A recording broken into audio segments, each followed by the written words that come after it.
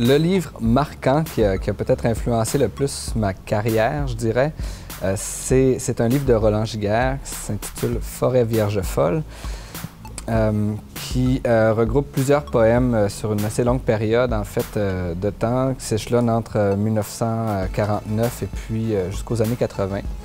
Et cette forêt vierge, c'était son œuvre, en fait. C'est l'œuvre qu'il était en train de créer. J'ai commencé à lire plus intensément vers l'âge de 14 ans, parce qu'il y avait un enseignant qui s'appelait Albert Nightingale. J'étais sur la rive nord de Montréal. Et cet homme-là a comme il a senti que j'étais prêt à entrer plus en profondeur dans la littérature. Et il m'a encouragé à explorer la littérature française, les classiques, pour finalement découvrir la poésie et entrer dans l'œuvre de Roland Giguère quand je suis entré au cégep à peu près.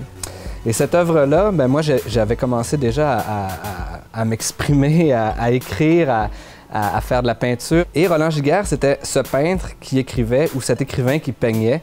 Il disait « Je peins pour parler comme j'écris pour voir ».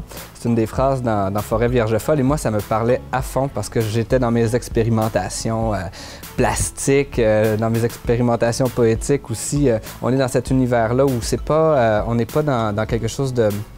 On n'a pas vraiment de prise sur le réel, mais plutôt sur le senti, sur la vie intérieure, quoi. Donc, c'était bouillant à cette époque-là. On est jeune et tout, ça bouille. On n'est pas capable de déterminer exactement qu'est-ce qui se passe nécessairement, de mettre le doigt sur ce qui est en train de se vivre, en fait, dans ces périodes plus tumultueuses de l'adolescence, entre autres.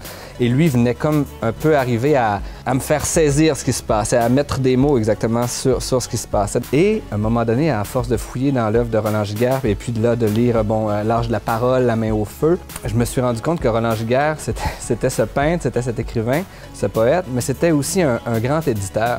Un éditeur de livres d'art qui avait fondé les éditions Erta. Et à ce moment-là, moi, j'étudiais ici à Jonquière en art et technologie des médias, en journalisme.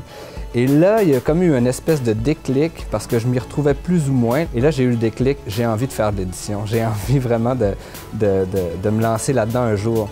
Et c'était ce modèle, Roland Giguère.